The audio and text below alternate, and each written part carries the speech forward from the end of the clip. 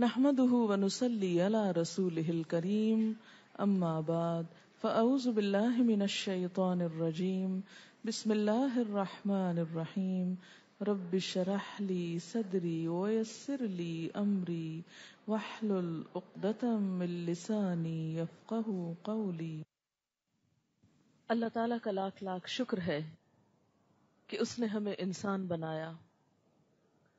وہ چاہتا تو ہمیں کوئی بھی اور مخلوق بنا سکتا تھا۔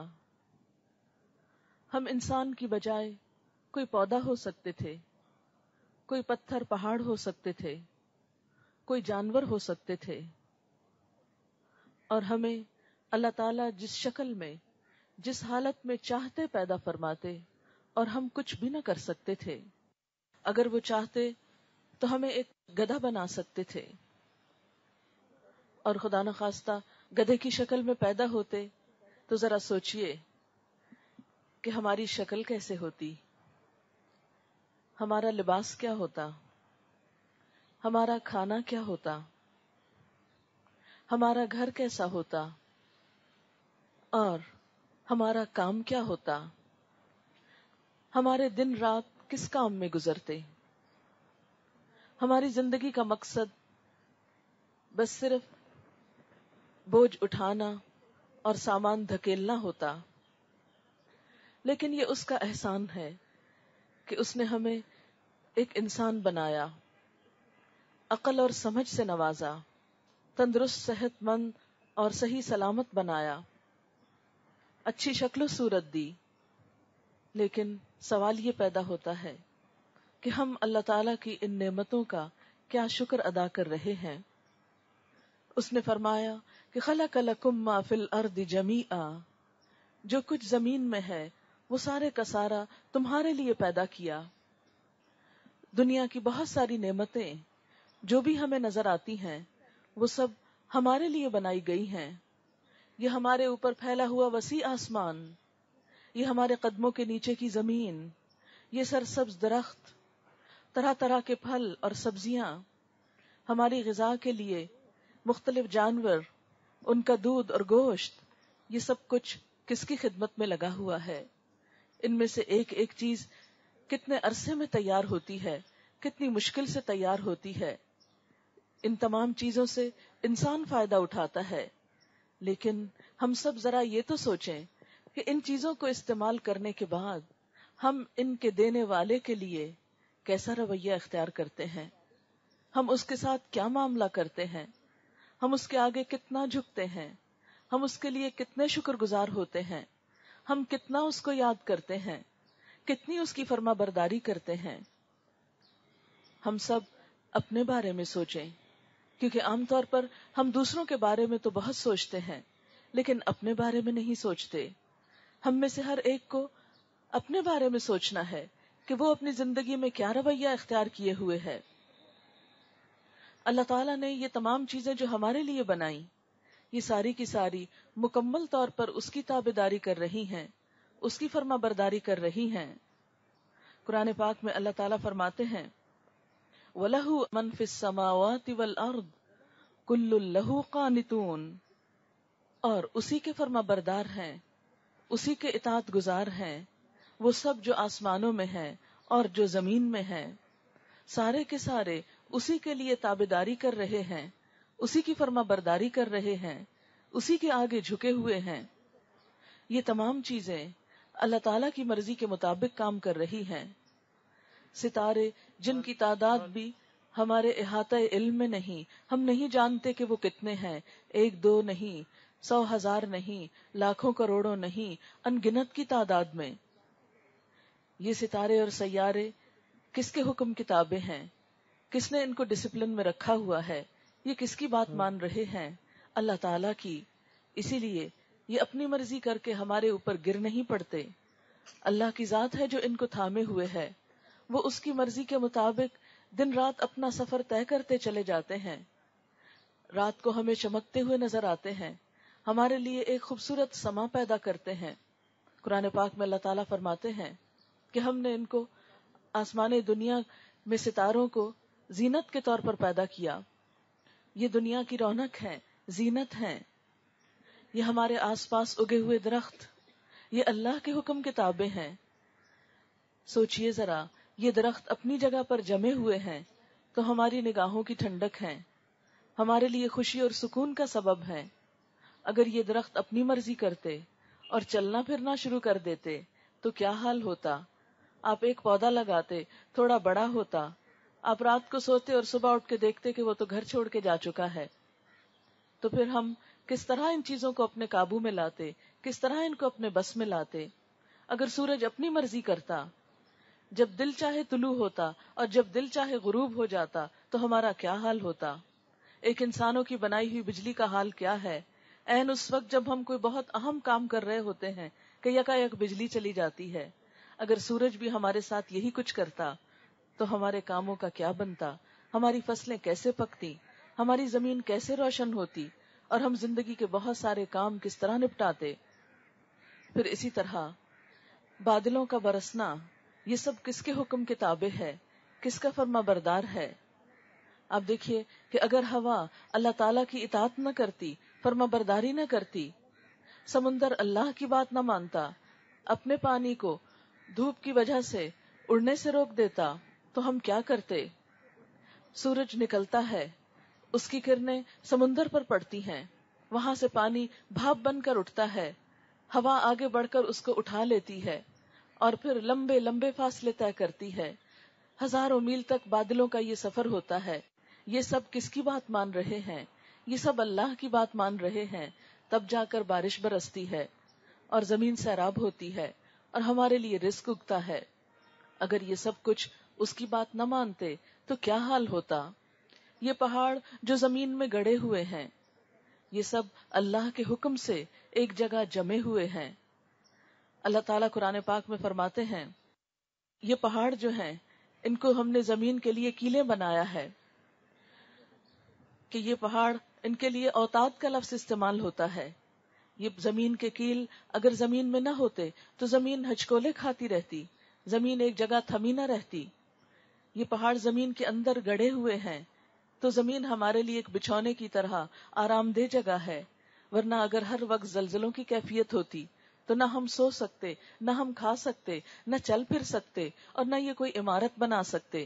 جو کچھ بھی بناتے پھر وہیں ڈھہ جاتا. پھر ہمارا کیا حال ہوتا؟ پھر ہم زندگی کے یہ سارے سامان کیسے کرتے؟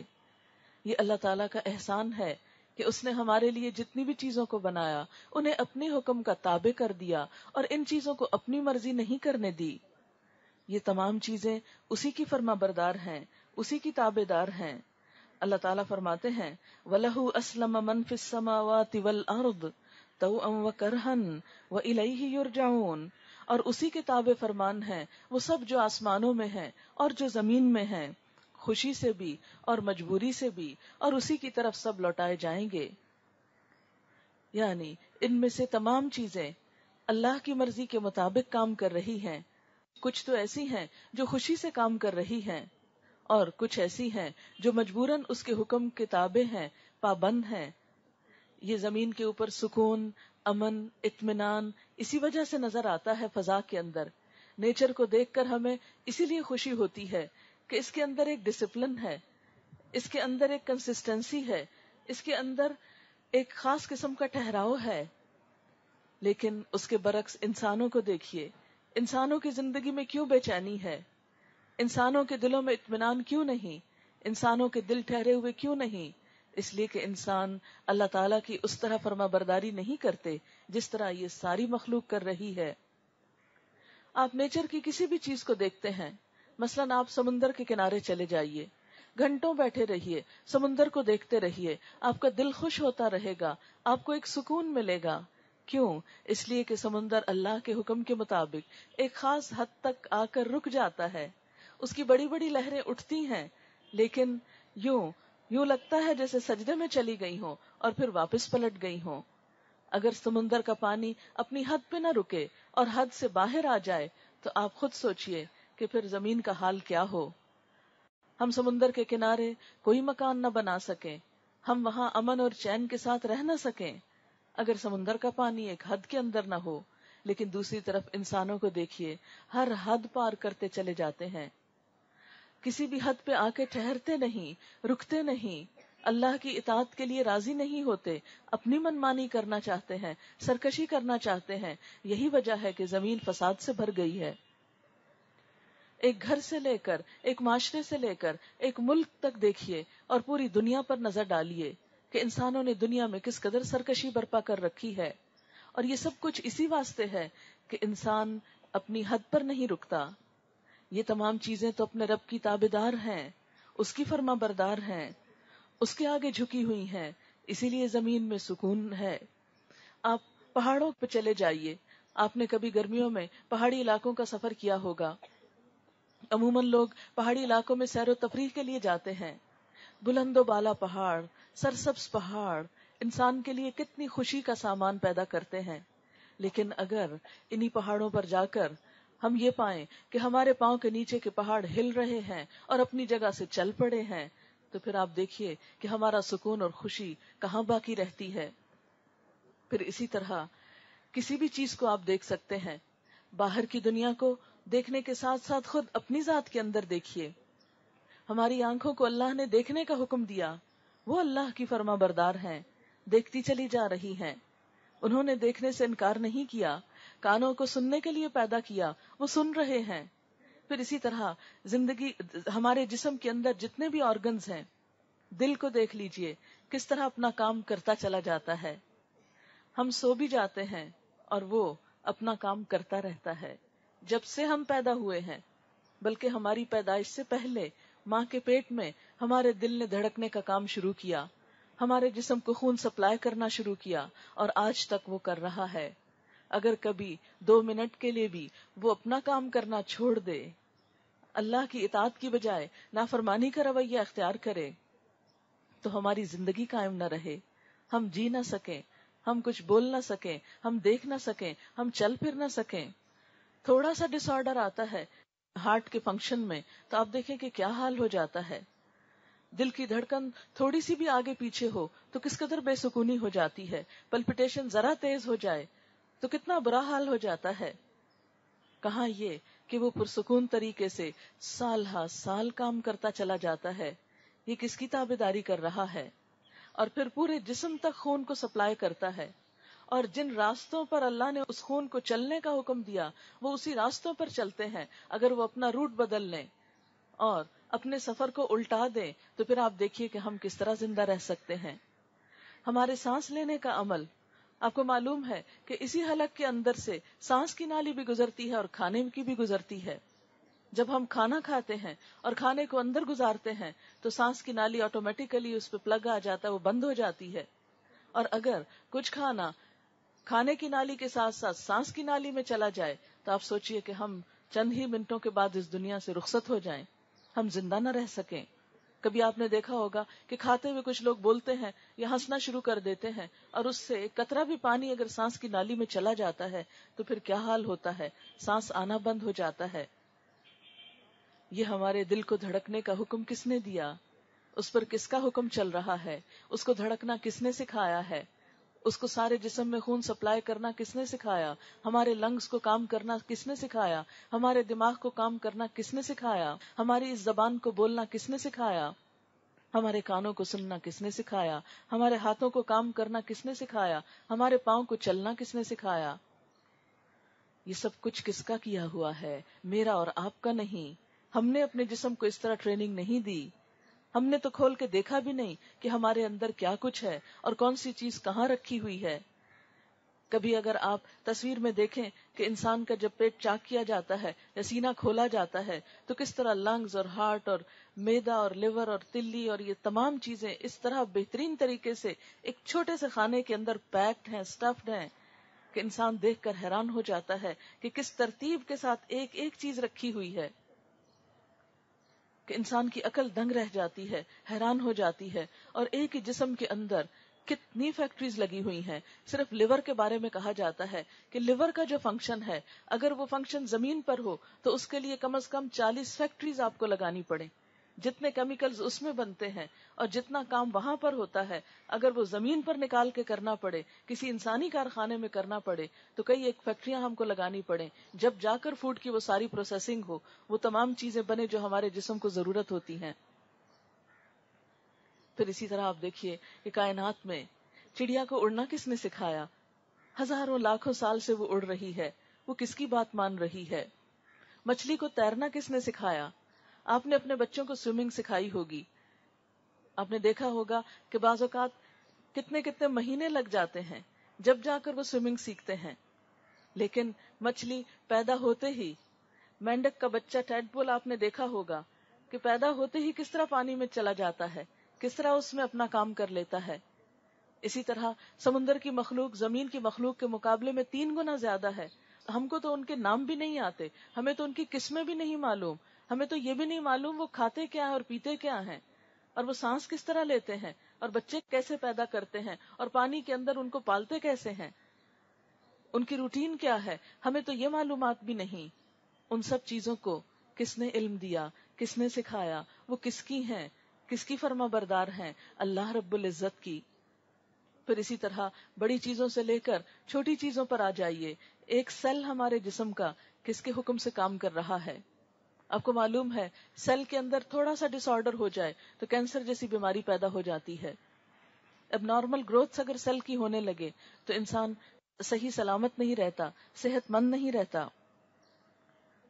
اسی طرح ہمارے جسم کا یا باہر کا کوئی بھی چیز اگر اللہ کی مرضی کے مطابق کام نہ کرے تو یہ زندگی کا یہ سارا سامان اپنی جگہ قائم نہ رہے۔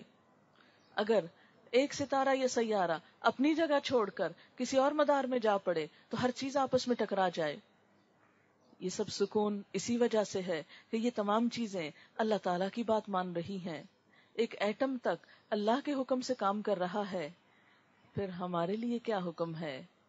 ان سب چیزوں کو تو اللہ تعالیٰ نے بنا کر ان کی پروگرامنگ کر دی اور ان کو پابند کر دیا کہ وہ اللہ کی مرضی کے مطابق کام کریں، لیکن ہمیں اللہ نے آزادی دی تھی۔ جن کے لیے یہ سب کچھ بنایا تھا ان کو آزادی دی گئی، کس بات کی؟ اما شاکرا و اما کفورا، چاہے تو شکر گزار بنے اور چاہے تو ناشکرا بنے۔ اللہ تعالیٰ نے انسان کو یہ آزادی دی اور آج ہم انسان اس آزادی کو کس طرح استعمال کر رہے ہیں؟ ہمارے لیے سوچنے کی بات ہے، غور کرنے کا مقام ہے کہ ایک پہاڑ اور ایک دریا اور سمندر اور ایک مچھلی اور ایک چڑیا تو اللہ کی بات مانے، ذرہ ذرہ تو اللہ کی بات مانے، میرے جسم کا ایک ایک آرگن اللہ کی بات مانے، لیکن میں اللہ کی بات سے بھاگوں، میں اللہ کی بات نہ مانوں، میں اس کی اطاعت نہ کروں، میں اس کی نافرمانی کروں۔ یہ ساری کائنات تو اس کی وفادار ہے، اور اگر میں نے اللہ کی نافرمانی کی، میں نے اس کی اطاعت نہ کی، تو ان میں سے کوئی بھی میرا وفادار نہ ہوگا۔ یہ سب جو اللہ کے حکم کے پابند ہیں اور اللہ کے حکم کی پابندی خوشی سے کر رہے ہیں، کیونکہ طوعاً کا لفظ بھی آتا ہے، جیسے زمین و آسمان کو اللہ تعالیٰ نے فرمایا تھا کہ آ جاؤ، خوشی سے یا ناخوشی سے، قالتا اتینا طائعین، تو انہوں نے کہا تھا ہم خوشی سے آتے ہیں۔ زمین و آسمان تو خوشی سے اللہ کی اطاعت کریں، لیکن میں اور آپ جن کے لیے یہ زمین و آسمان بنے، جن کے استعمال کے لیے، جن کے فائدے کے لیے یہ ساری مخلوق لگی ہوئی ہے، وہ پھر اللہ کے نافرمان ہوں، تو پھر آپ دیکھیے کہ ایسی نافرمانی کر کے، ایسی سرکشی کر کے آخرت میں انجام کیسے اچھا ہو سکتا ہے؟ آخرت میں پھر کیسے خوشی مل سکتی ہے؟ اللہ تعالیٰ نے ہمیں پیدا کر کے یہاں بھیجا اور پھر ہم سے دیکھا یہ جا رہا ہے کہ کون اپنی خوشی سے اللہ کی اطاعت کرتا ہے۔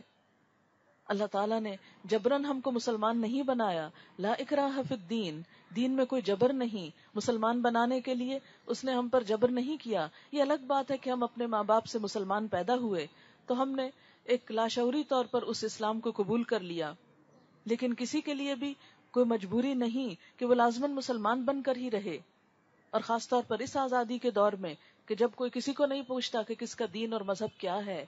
لیکن ایسے حالات میں ہم میں سے ہر ایک خود اگر اپنے شوق سے، اپنی محبت سے، اپنی رغبت کے ساتھ اللہ کی طرف قدم اٹھاتا ہے تو اللہ تعالیٰ کے ہاں ایسے لوگوں کی بہت قدردانی ہے۔ اللہ تعالیٰ کا یہ وعدہ ہے کہ اگر کوئی شخص 1 قدم چل کر آتا ہے تو اللہ تعالیٰ 10 قدم اس کی طرف جائیں گے. جو چل کر آئے گا اللہ تعالیٰ فرماتے ہیں میں اس کی طرف دوڑ کر آؤں گا. کوئی 1 ہاتھ آئے گا تو اللہ تعالیٰ 1 باہ اس کی طرف آئیں گے. لیکن شرط یہ ہے کہ چلنا ہم کو ہوگا، قدم ہمیں اٹھانا ہوگا، ہمیں اپنے اندر عاجزی پیدا کرنی ہوگی. ہمیں لاشعوری طور پر نہیں، بے سمجھی کے ساتھ نہیں، سوچ سمجھ کر اس کی فرما برداری کرنی ہوگی، اپنے دل کی خوشی اور رغبت کے ساتھ. اس لیے کہ اطاعت کا لفظ ہی طاعن سے ہے، اور طاع کا مطلب ہوتا ہے خوشی سے کام کرنا. تو اصل اطاعت ہی وہ ہے کہ جس میں انسان رغبت اور خوشی کے ساتھ اللہ کی طرف رجوع کرے. یہ نہیں کہ نماز کا وقت ہو تو ہم مجبوری سے اٹھیں، کسمساتے ہوئے اٹھیں، سستاتے ہوئے اٹھیں، اس کو ایک اپنے لیے مصیبت سمجھیں. نہیں، یہ مومن کی شان نہیں ہو سکتی. یہ تو منافق کے بارے میں بتایا گیا، وَإِذَا قَامُوا إِلَى الصَّلَاةِ قَامُوا كُسَالَىٰ، کہ جب وہ نماز کے لیے اٹھتے ہیں تو سستی کے مارے اٹھتے ہیں. یراؤن الناس، لوگوں کو دکھاوا کرنے کے لیے. بعضوں کا صرف لوگوں کے شرم کے مارے پڑھ لیتے ہیں، حالانکہ ان کے اپنے دل کے اندر کوئی خوشی اور رغبت نہیں ہوتی. ذرا سوچئے کہ وہ رب جس نے ہم کو سب کچھ دیا، اس نے ہمیں زندگی دی، اس نے ہمارے کھانے پینے کا سامان کیا، سب کچھ جو کچھ بھی ہمیں ملا اسی کی طرف سے ملا. یہ جینے کی جو مہلت ملی ہوئی ہے یہ بھی اس نے دی ہے. پھر جب وہ اپنی طرف بلاتا ہے حیا علی الصلاۃ اور حیا علی الفلاح کہہ کر، تو ہم کس دل کے ساتھ جاتے ہیں، کس دل کے ساتھ اس کے آگے جھکتے ہیں. قرآن پاک میں تو اللہ تعالیٰ فرماتے ہیں وَلِلَّهِ يَسْجُدُ مَن فِي السَّمَاوَاتِ وَالْأَرْضِ، اللہ کے لیے سجدہ کر رہی ہے ہر وہ چیز جو آسمانوں میں ہے اور ہر وہ چیز جو زمین کے اندر ہے. اگر باقی چیزیں اللہ کے آگے جھکی ہوئی ہیں تو میں نہ جھکی تو اللہ تعالیٰ کا کچھ بھی نقصان نہیں. اگر میں اس کے آگے نماز نہیں پڑھتی، میرا سر سجدے میں نہیں جاتا اور خوشی کے ساتھ نہیں جاتا اور ٹک کے نہیں جاتا، تو اس کا تو کچھ بھی نقصان نہیں. جس کے آگے اتنے فرشتے ہاتھ باندھے کھڑے ہیں، انگنت فرشتے ہاتھ باندھ کے اس کے آگے کھڑے ہیں، انگنت اس کے آگے رکوع میں ہیں، انگنت اس کے آگے سجدے میں پڑے ہوئے ہیں، اس کو ہماری کیا ضرورت، اس کو ہماری کیا پرواہ. اسے کوئی فرق نہیں پڑتا اگر میں نے اور آپ نے اس کے آگے خوشی سے سجدہ نہ کیا. زمین و آسمان کی ہر چیز اس کے سامنے اس کا ذکر کر رہی ہے، ہر چیز اس کے ذکر میں لگی ہوئی ہے، اس کی تسبیح کر رہی ہے. قرآن پاک میں اللہ تعالیٰ فرماتے ہیں وَإِن مِّن شَيْءٍ إِلَّا يُسَبِّحُ بِحَمْدِهِ وَلَٰكِن لَّا تَفْقَهُونَ تَسْبِيحَهُمْ، کوئی چیز ایسی نہیں جو اس کی تسبیح نہ کر رہی ہو لیکن تم ان کی تسبیح کو نہیں سمجھتے. اگر کائنات کا ذرہ ذرہ اللہ کی تسبیح کر رہا ہے، اس کا ذکر کر رہا ہے، اور میری زبان اس کے ذکر سے خالی ہے، تو اس کو کوئی پرواہ نہیں، اس کی بادشاہت میں کچھ بھی کمی نہیں آتی، اس کو کچھ بھی نقصان نہیں ہوتا. وہ ہماری تسبیح سے اور ہمارے ذکر سے اور ہمارے سجدوں سے اور ہمارے صدقہ خیرات سے بالکل بے نیاز ہے. اسے اس میں سے کسی چیز کی بھی ضرورت نہیں، وہ ان میں سے کسی بھی چیز کا محتاج نہیں. یہ تو ہماری خوشی ہے، یہ تو ہماری سعادت ہے، یہ ہماری خوش قسمتی ہے کہ ہم اس کی طرف رجوع کریں. اس کو ہماری ضرورت نہیں، ہمیں اس کی ضرورت ہے. وہ تو بادشاہ ہے، ہم فقیر ہیں، ہم محتاج ہیں، ہم بندے ہیں. اس کی مرضی سے آئے ہیں، جب وہ چاہے گا واپس لے جائے گا، جب وہ واپس بلائے گا تو ہم کیا کریں گے؟ اگر ہم اپنی مرضی سے اس کی طرف رجوع نہیں کرتے تو ایک دن آئے گا جب واپس جانا پڑے گا، جب اس کا بھیجا ہوا فرشتہ آ جائے گا. معلوم نہیں دن کو دروازہ کھٹکھٹائے یا رات کو سوتے ہوئے میں بیڈ روم کا دروازہ نوک کر دے کہ میں آ گیا ہوں اللہ کا حکم لے کر، بس دنیا میں اب کھانا پینا بند، اب عیش و عشرت بند، اب سونا بند، اب تو چلو اپنے رب کے حکم کے آگے چلو، واپسی کا سفر شروع ہو گیا. دنیا میں رہنے کی مہلت ختم ہو گئی، پھر بھی تو ہم کو جانا ہے. معلوم نہیں ہسپتال کے بستر پہ جانا ہے یا گھر کے بستر پہ جانا ہے یا کسی راستے میں سفر کرتے ہوئے کہیں چلے جانا ہے، کسی بیماری کے ساتھ یا بغیر کسی بیماری کے. کچھ بھی تو نہیں تھا، ابھی بات کر رہا تھا، ابھی ہنس رہا تھا، ابھی تھوڑی دیر پہلے کھانا کھایا تھا. کچھ بھی نہیں، بیٹھے بیٹھے ہارٹ فیل ہو گیا ہے. ہاں کیوں ہو گیا؟ اللہ کا حکم آ گیا نا. جس نے اس دل کو دھڑکنے کا کہا تھا اسی نے دل کی دھڑکن بند کر دی. اور انسانوں کی مشینیں اس دھڑکن کو دوبارہ بحال نہیں کر سکیں۔ ہم میں سے ہر ایک کا سفر واپسی کا لازم ہے، ہر ایک کو واپس جانا ہے، اور پھر کس کی طرف جانا ہے؟ اسی کی طرف جس نے بھیجا ہے۔ ہم میں سے کوئی ایسا نہیں کہ جو اس کے بلاوے پر انکار کر دے، جو یہ کہہ دے کہ میں واپس نہیں آنا چاہتا، مجھے نہیں مرنا، مجھے قبر اچھی نہیں لگتی، مجھے اس میں واپس نہیں پلٹنا۔ کوئی نہیں کہہ سکتا۔ ہر ایک کو سر تسلیم خم کرنا ہی پڑے گا، جھکنا ہی پڑے گا۔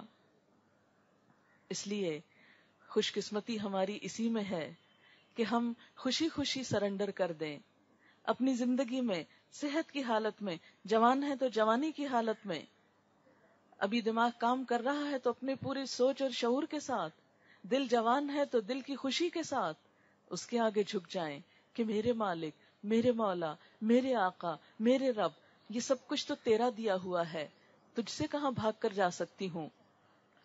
تو نے ہی تو پیدا کیا، تیری ہی طرف تو لوٹنا ہے، میں خوشی سے تیری طرف آتی ہوں، میں دل کی خوشی سے تیری ہر بات ماننا چاہتی ہوں، تو میری مدد فرما، مجھے اپنا بنا لے۔ ہم نے لا الہ الا اللہ ایک پڑھا تو ہے، لیکن وہ بے سوچے سمجھے بسا اوقات پڑھ دیتے ہیں۔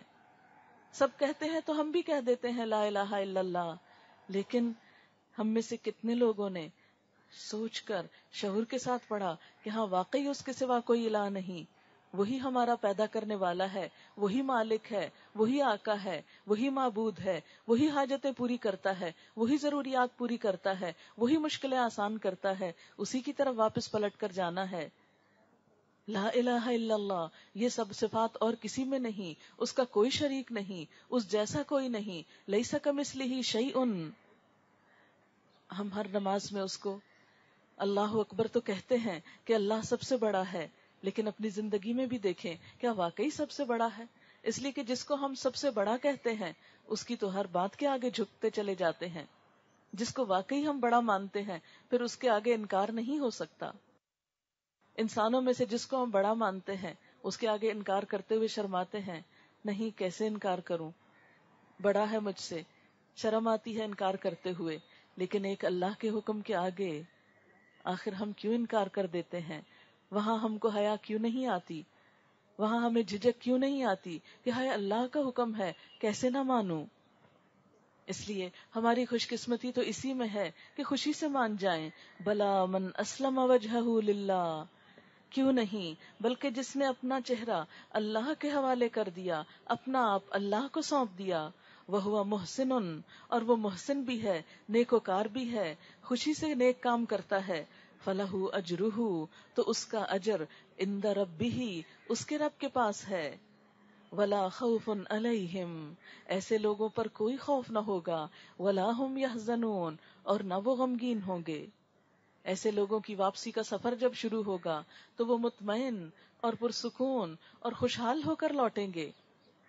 وہ اللہ کی طرف جب واپس جائیں گے تو خوشی خوشی جائیں گے، اور ان کا بھی بہترین طریقے سے استقبال کیا جائے گا کہ آ میرے بندے، تو نے اپنی خوشی کے ساتھ میرے سامنے جھکنا گوارا کیا، میری اطاعت قبول کی، مجھے راضی کرنے کی کوشش کی، آج میں تجھ کو راضی اور خوش کر دوں گا۔ تو نے دنیا کے خوف اور خطرے میری خاطر مول لیے، آج میں تیرے لیے کوئی خوف اور غم نہ چھوڑوں گا۔ ہم میں سے ہر ایک یہ سوچے کہ وہ کس طرح کی واپسی چاہتا ہے، اپنا کیسا انجام چاہتا ہے، اپنی کیسی آخرت چاہتا ہے، وہ دوسری دنیا جس میں ہم کو جا کر رہنا ہے، اس دنیا کے بارے میں ہم نے کیا سوچ رکھا ہے کہ وہاں ہم اپنا کیسا انجام چاہتے ہیں، وہ گھر جو ہمیشہ ہمیشہ کا ہے۔ بار بار آپ قرآن پاک میں پڑھتے ہیں خالدین فیہا، ہمیشہ ہمیشہ اس میں رہیں گے، ہمیشہ کا گھر جسے کبھی نہیں چھوڑنا۔ دنیا کے گھر تو کسی نہ کسی دن چھوڑنے ہی پڑیں گے، وہ گھر جسے کبھی نہیں چھوڑنا۔ اگر ہم واقعی چاہتے ہیں کہ وہ گھر ہمارا خوشی کا گھر ہو، سکون کا گھر ہو، اور اس میں کوئی خوف نہ ہو، کوئی غم نہ ہو، کوئی فکر اور پریشانی نہ ہو، کوئی دکھ اور تکلیف نہ ہو، کوئی بیماری نہ ہو، بڑھاپے کا خوف نہ ہو، صحت کی خرابی کا خوف نہ ہو، کوئی دھوپ چھاؤں کا فکر نہ ہو، اگر ہم ایسا گھر چاہتے ہیں جو ہر خوف اور ہر غم سے پاک ہو، تو پھر اس کی قیمت کیا دینی ہوگی آج اس دنیا میں، جبکہ اللہ تعالیٰ نے ہمیں سینسز میں رکھا ہوا ہے، اپنے شعور کے ساتھ، اپنے ہوش و حواس کے ساتھ، اپنے دل کے پورے جذبات کے ساتھ اس بات کا عہد کریں کہ اللہ ہم تیرے بن کر جئیں گے، تو نے ہمیں سب کچھ دیا، ہم بھی تیرے وفادار ہیں۔ اگر انسان سوچے تو اگر اللہ ہمارا رزق روک لے تو کوئی بندہ نہیں دے سکتا۔ اللہ تعالیٰ قرآن پاک میں فرماتے ہیں قُلْ أَرَأَيْتُمْ إِنْ أَصْبَحَ مَاؤُكُمْ غَوْرًا فَمَن يَأْتِيكُم بِمَاءٍ مَّعِينٍ، ان سے کہو کبھی تم نے یہ بھی سوچا کہ اگر تمہارے کنووں کا پانی زمین میں اتر جائے تو کون ہے جو اس پانی کی بہتی ہوئی سوتیں تمہیں نکال کر لا دے؟ یعنی تمہاری ساری مشینیں ناکام ہو جائیں اگر پانی ہی نہ رہے۔ اس صحرا میں کیوں نہیں انسان کہیں سے نہریں نکال لاتے، کیوں نہیں کہیں سے کنویں نکال لیتے، کیوں نہیں وہاں کوئی بارش برسا لیتے کہ اتنی بہترین زمین ہے کہ جہاں ابھی تک کبھی کچھ نہیں ہوگا، اگر وہاں پر پانی مل جائے تو معلوم نہیں زمین کیا کچھ خزانے اگلے۔ لیکن انسان کتنا بے بس ہے، آج اتنی ترقی کے باوجود، اتنی سب سہولتوں کے باوجود انسان زمین کے ایک بہت بڑے حصے کو آباد نہیں کر سکا۔ اور اپنے ہی ملک کا حال دیکھیے، روز اخباروں میں آپ پانی کا جھگڑا پڑھتے ہوں گے۔ یہ جھگڑے کیوں ہیں؟ اگر پانی لانا انسانوں کے بس کی بات ہوتی تو آپس میں جھگڑنے کے بجائے زمین سے ہی سب کچھ نکال لیتے۔ اور زمین سے بھی قابل استعمال پانی جب ہی نکلتا ہے جب اللہ کا اذن ہوتا ہے، جب اللہ کا حکم ہوتا ہے۔ تو ایسے میں ہم سب کے لیے حکم کیا ہے کہ ہم اللہ کی طرف رجوع کریں، اور اگر اللہ کے اس طریقہ زندگی دین اسلام سے منہ موڑ کر کچھ اور ہم چاہیں گے تو اس کے بارے میں بھی سن لیجئے۔ فرمایا وَمَن يَبْتَغِ غَيْرَ الْإِسْلَامِ دِينًا فَلَن يُقْبَلَ مِنْهُ، جو اسلام کے علاوہ کوئی اور دین چاہے گا، اور اسلام کیا ہے؟ اپنے آپ کو اللہ کے حوالے کر دینا، جو احکامات اس نے دیے ہیں، جو شریعت اس نے دی ہے اس کو دل کی خوشی سے تسلیم کرنا۔ تو جو شخص اسلام کے علاوہ کوئی اور طریقہ زندگی چاہے گا فَلَن يُقْبَلَ مِنْهُ، وہ اس سے ہرگز قبول نہ کیا جائے گا۔ یعنی قیامت کے دن اگر انسان اپنے نامہ اعمال میں اللہ کی نافرمانی لے کر جائے گا، سرکشی لے کر جائے گا، تو وہ اس سے قبول نہ کی جائے گی۔ انسان اللہ کی نافرمانی میں خواہ کتنا ہی تھکتا رہے، کتنی ہی محنت کرے، کتنے بڑے بڑے کام کرے، آخرت میں ان کاموں کا کچھ بھی صلہ نہیں، کوئی بھی اجر نہیں، کوئی بھی جزا نہیں۔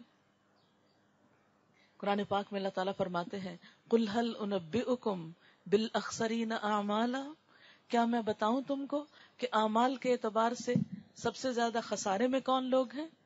الَّذِينَ ضَلَّ سَعْيُهُمْ فِي الْحَيَاةِ الدُّنْيَا، وہ لوگ جن کی ساری کوششیں دنیا کی زندگی میں گم ہو کر رہ گئیں، وَهُمْ يَحْسَبُونَ أَنَّهُمْ يُحْسِنُونَ صُنْعًا، اور وہ سمجھتے رہے کہ وہ بہت اچھے کام کر رہے ہیں۔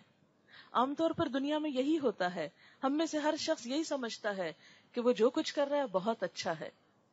اگر ہم میں سے ہر شخص اپنے بارے میں سوچے تو ہم کیا سمجھتے ہیں کہ ہم بالکل مطمئن ہیں، ہم میں کون سی خرابی، ہم کیا غلط کر رہے ہیں، ہم جو کر رہے ہیں ٹھیک ہی کر رہے ہیں۔ اگر کبھی کسی کو کہا جائے آؤ قرآن پڑھو، آؤ اللہ کی بات سنو، کہتے ہیں کہ کس کو نہیں پتا قرآن میں کیا لکھا ہوا ہے، حالانکہ کبھی قرآن نہیں پڑھا ہوتا، کچھ معلوم نہیں ہوتا، لیکن ٹالنے کے لیے ایسی بڑی بڑی باتیں کہہ جاتے ہیں۔ ہر چیز کے لیے ہم وقت نکال لیتے ہیں، ہر کورس کرنے کو تیار ہوتے ہیں، لیکن اللہ کی کتاب پڑھنے کے لیے ہمارے پاس وقت نہیں ہوتا، سہولت اور گنجائشیں نہیں ہوتی۔ کیوں نہیں؟ اس لیے کہ ان چیزوں کی اہمیت جو نہیں۔ ہم زمین کی طرف دیکھتے ہیں، زمین کے اوپر چھوٹی چھوٹی چیزوں سے متاثر ہوتے ہیں، یہاں کے فائدے اور نقصان کو بڑی اہمیت دیتے ہیں، لیکن ہماری نگاہیں اوپر نہیں اٹھتی۔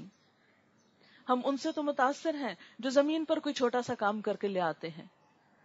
کوئی شخص ایک مشین ایجاد کر لیتا ہے تو اس سے ہم بہت متاثر ہو جاتے ہیں، دنیا کے ان ممالک کی طرف ریجھی ہوئی نظروں سے دیکھتے ہیں، وہاں جانے کے لیے، وہاں رہنے کے لیے خواب دیکھتے ہیں، ان سے متاثر ہیں، مرعوب ہیں کہ انہوں نے جہاز بنا لیے، انہوں نے بڑے بڑے راکٹ بنا لیے، وہ چاند تک پہنچ گئے، اور انہی چیزوں سے متاثر ہوتے رہتے ہیں۔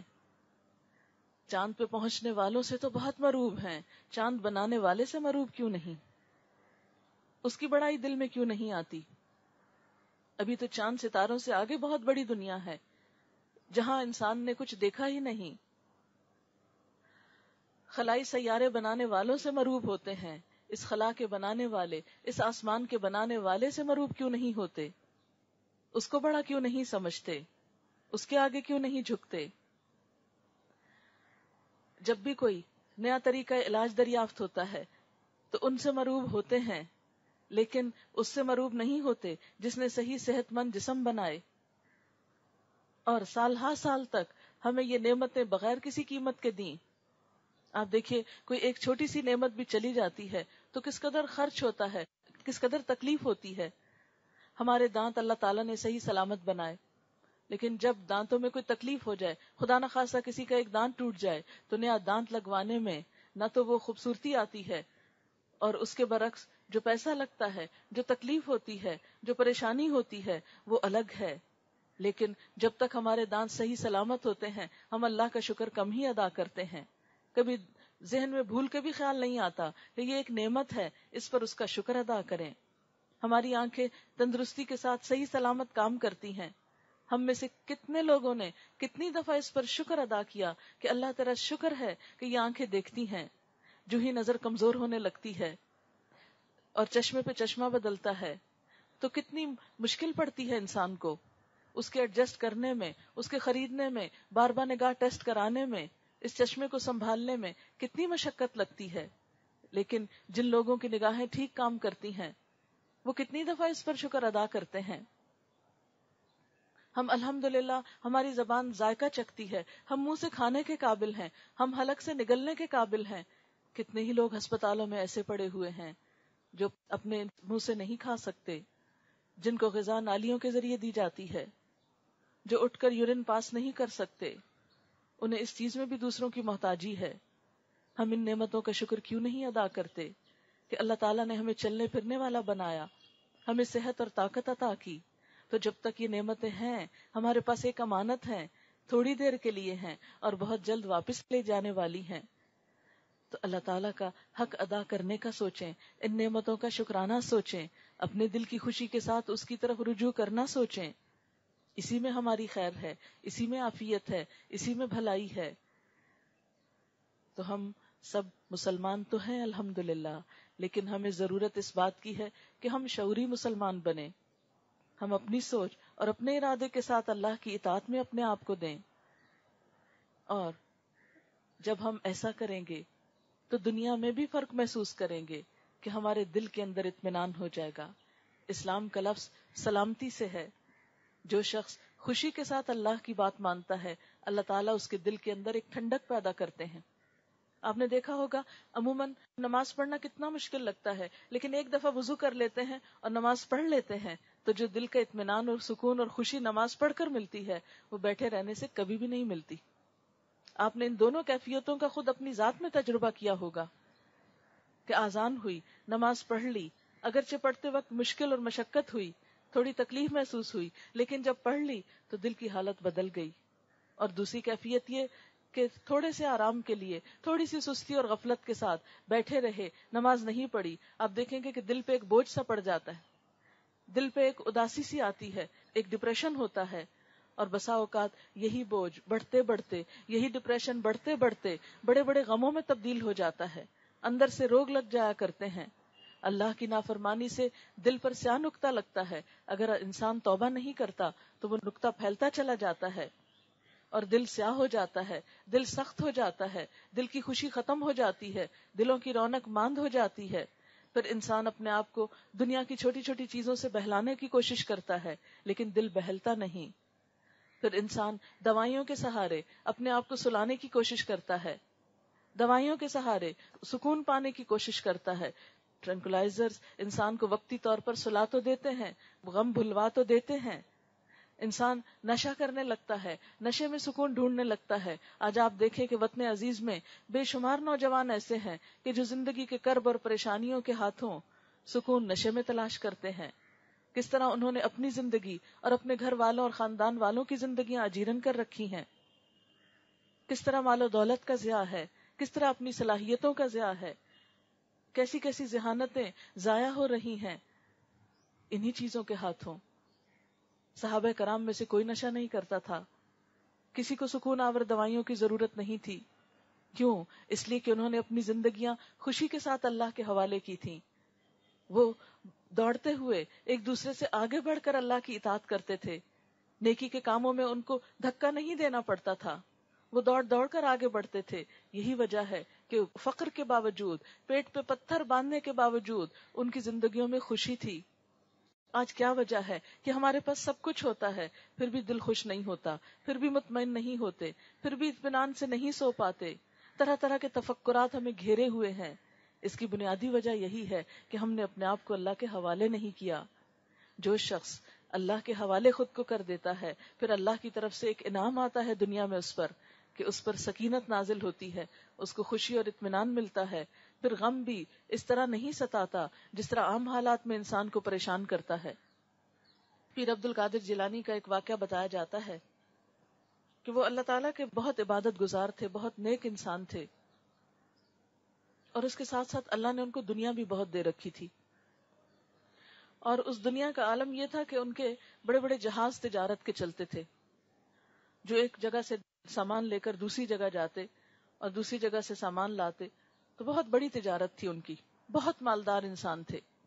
لیکن اس کے باوجود وہ مال کی محبت میں کبھی گرفتار نہیں ہوئے. ان کے دل میں بس اللہ ہی کی محبت تھی. مال تو اللہ کی ایک نعمت ہے، اور اللہ نعمت دے تو اس کا شکر ادا کرنا چاہیے، نہ کہ اس پر کوئی تکبر، فخر اور غرور. بہرحال وہ بیٹھے ہوئے تھے اپنے لوگوں کے ساتھ، کیونکہ وہ لوگوں کی خدمت کے لیے اپنے آپ کو وقف کیے ہوئے تھے.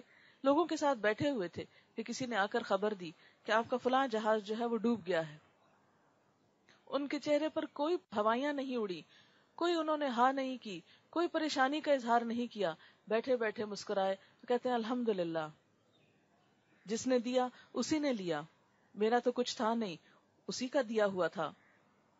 اور پھر اگلے دن اسی طرح ایسا ہی وقت ہے، اسی طرح لوگ بیٹھے ہیں کہ کسی نے آ کر خبر دی کہ وہ کل والی خبر غلط تھی، جہاز کنارے پہنچ گیا ہے، وہ غرق نہیں ہوا. تو اس پر بھی وہ آپے سے باہر نہیں ہوئے، انہوں نے کوئی شور ہنگامہ نہیں کیا، وہیں بیٹھے بیٹھے مسکرائے اور کہتے ہیں الحمدللہ. تو ان کے پاس جو بیٹھنے والے تھے انہوں نے پوچھا کہ کل جب آپ کو یہ خبر ملی کہ جہاز ڈوب گیا ہے تب بھی آپ کے منہ پہ الحمدللہ تھا، اور آج جو پتا چلا کہ وہ بچ گیا ہے تو آپ کے منہ پہ پھر بھی الحمدللہ تھا. تو انہوں نے کیا بتایا ہوگا؟ آپ سوچئے. انہوں نے یہی کہا کہ میں نے اپنے دل کا جائزہ لیا کہ اللہ جب نعمت لیتا ہے تو میں کیا رویہ اختیار کرتا ہوں، جب دیتا ہے تو کیا کرتا ہوں. ان دونوں میں بہت بڑا فاصلہ نہیں، اس لیے کہ دینا بھی اس کا ہے، لینا بھی اس کا ہے. تو جب ہر چیز کا مالک وہ ہے، جو کچھ ہمیں ملا ہے یہ اس کی نعمت ہے، یہ ہمیں کوئی انعام کے طور پہ نہیں ملا، بطور نعمت ملا ہے. اور یہی چیزیں اگر ہم ان کو اللہ کی اطاعت میں لگائیں گے تو قیامت کے دن ان کے صلے میں بطور انعام یہ سب کچھ ملے گا. جہاں تک دنیا کی محبت کا تعلق ہے تو یہ فطری طور پر انسان کے دل میں موجود ہے.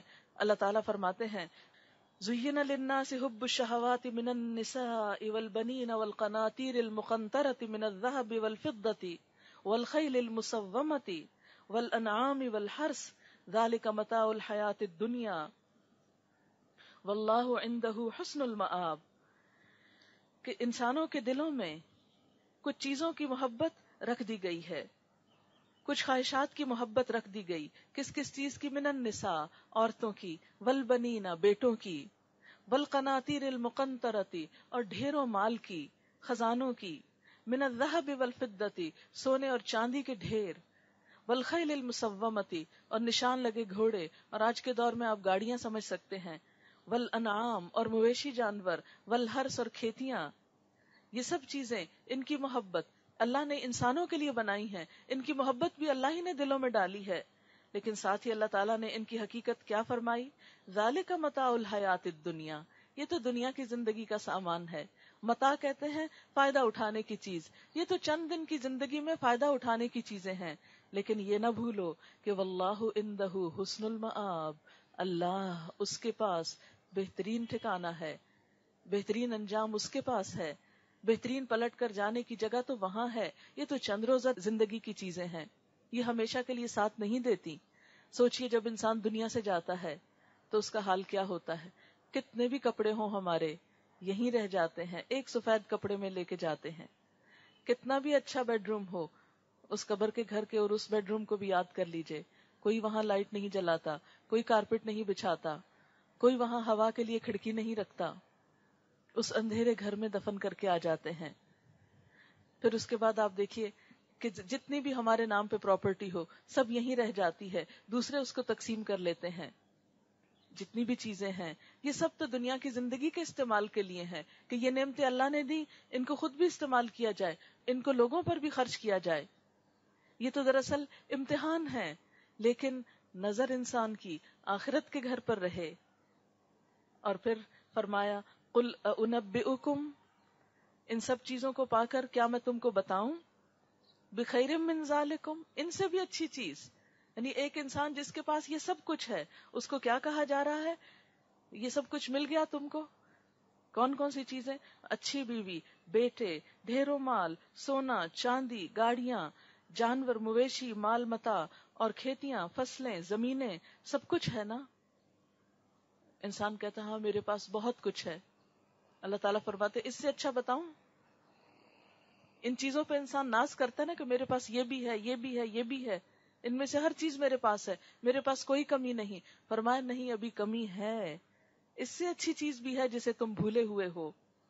اور وہ کیا ہے؟ اُنَبِّئُكُمْ بِخَيْرٍ مِّن ذَلِكُمْ لِلَّذِينَ اتَّقَوْا عِندَ رَبِّهِمْ جَنَّاتٍ, جو لوگ اپنے رب کا تقوی اختیار کرتے ہیں, ان چیزوں کو استعمال کر کے ان کے نہیں ہو کے رہ جاتے, ان میں رہتے ہوئے اللہ کو نہیں بھولتے, بلکہ اللہ سے محبت رکھتے ہیں اور اللہ تعالیٰ کے بارے میں سوچتے رہتے ہیں اور اس کی خوشی کے کام کرتے رہتے ہیں, اس سے ڈر کر زندگی بسر کرتے ہیں, سرکشی نہیں کرتے. ان لوگوں کے لیے کیا ہے؟ عند ربہم جنات, ان کے رب کے پاس باغات ہیں, تجری من تحتها الانہار, جن کے نیچے نہریں بہ رہی ہیں, خالدین فیہا, وہ اس میں ہمیشہ ہمیشہ رہیں گے, وازواج مطہرۃ, اور پاکیزہ بیویاں, ورضوان من اللہ, اور اللہ کی رضامندی, واللہ بصیر بالعباد, اور اللہ بندوں کو دیکھ رہا ہے کہ میرے بندے ان سب چیزوں کو پا کر کرتے کیا ہیں, مجھے یاد رکھتے ہیں یا ان چیزوں کے ہو جاتے ہیں. جیسے آپ نے دیکھا ہوگا کہ ہم عام طور پر بچوں کو بہترین تعلیم دلواتے ہیں, بہترین ان کی خدمت کرتے ہیں اور ان کو جوان کرتے ہیں, پالتے ہیں, پوستے ہیں, زندگی کی ہر نعمت ان کے قدموں میں رکھتے ہیں. آپ نے اکثر دیکھا ہوگا ماں باپ کی خواہش ہوتی ہے کہ بچوں کو اچھی ڈگری دلوانے کے ساتھ اچھی جاب دلوائیں, اس کے لیے معلوم نہیں کیا کچھ کرتے رہتے ہیں. ان کے پاس اچھا گھر ہو, اگر وہ بنانے کی طاقت نہیں رکھتے اور اپنے پاس طاقت ہو تو انسان کہتا ہے کہ چلو بچوں کے گھر بھی بنا ڈالے اور ان کے لیے زندگی کی ہر سہولت پیدا کرے.